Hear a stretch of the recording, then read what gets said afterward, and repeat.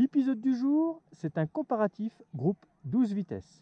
La cassette SRAM NX12 en 50 dents contre la cassette Shimano XTR en 51 dents.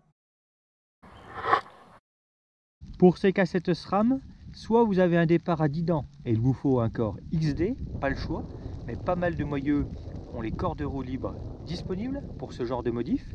Après, par contre, s'il s'agit d'une cassette NX12, et bien là, départ à 11 dents, elle s'adapte sur n'importe quel corps de roue libre Shimano 11 vitesses. Sur la commande SRAM, pas d'autre choix que d'utiliser en push-push.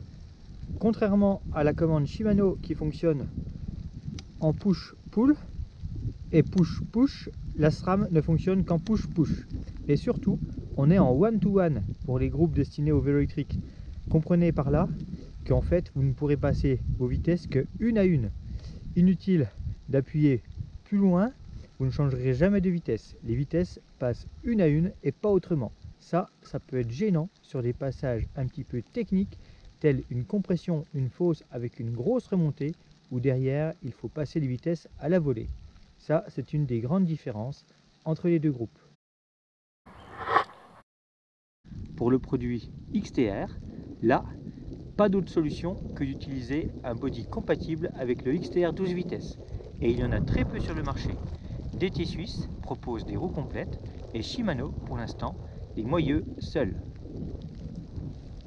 Donc il va falloir rayonner vos roues. Au choix, push-pull ou push-push. C'est le gros avantage des commandes dual control Shimano.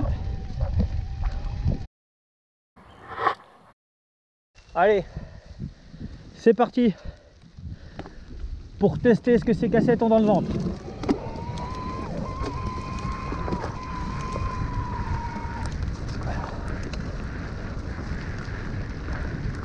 Allez là, petit virage à 90 degrés. Alors je rétrograde avec le one-to-one. Vaut mieux anticiper. Là sur ce même passage avec l'XTR, un appui long avec le pouce. Et hop, passer les 4 vitesses à la fois. Alors, là, passer sur le 50 dents. Et alors, avec de l'assistance, on ne se rend pas vraiment compte. Si on coupe tout, eh bien au moins, avec ces grandes couronnes, on se rend compte qu'on va pouvoir rentrer sans assistance ou consommer zéro. Bon, ça avance pas bien vite et c'est pas bien fun. Allez hop. Allez, pour redescendre les rapports, pareil là, on est en one-to-one. Bon, on est beaucoup plus bruyant sur un NX12 que sur un XTR, mais c'est pas le même prix non plus.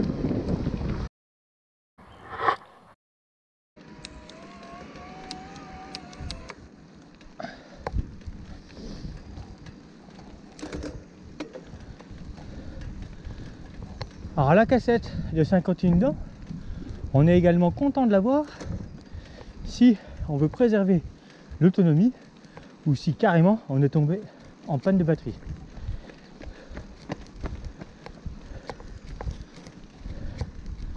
Parce que là pour le coup, eh bien, on a une bonne démultiplication. Alors, c'est quand même physique, hein, mais bon, ça le fait.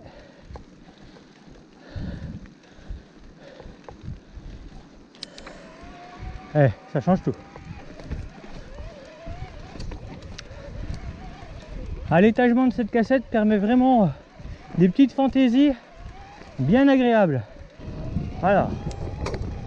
Un des avantages au-delà du 51 dents sur le Shimano, c'est cette possibilité de passer les vitesses à la volée et non pas une à une comme le one-to-one sur le SRAM.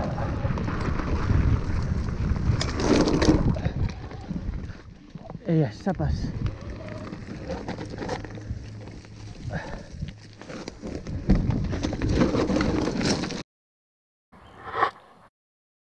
Un des autres gros avantages de cette grande cassette en 51 dents, ça va être la consommation.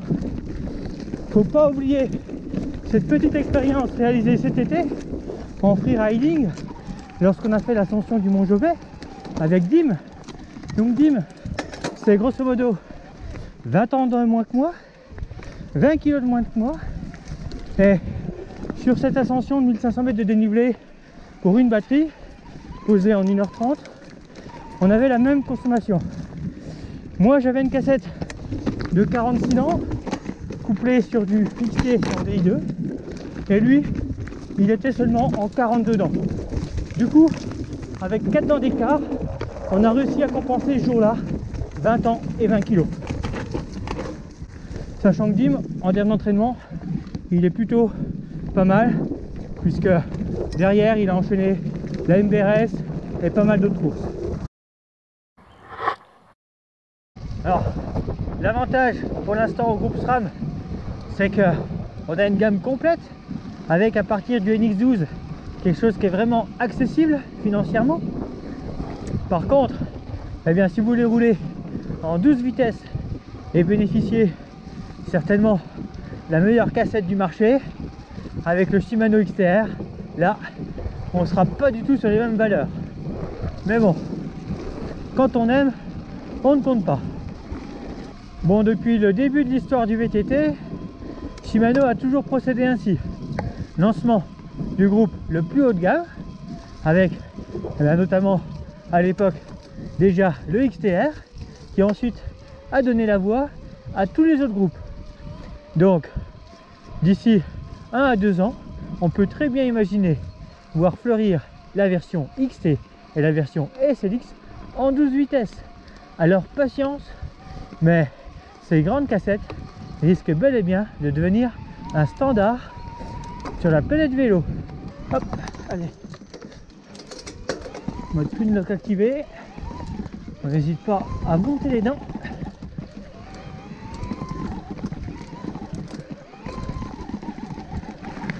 Alors, un des gros avantages de ce groupe XTR, c'est que c'est super précis, super rapide en termes de changement de rapport de transmission, de vraiment oser des choses.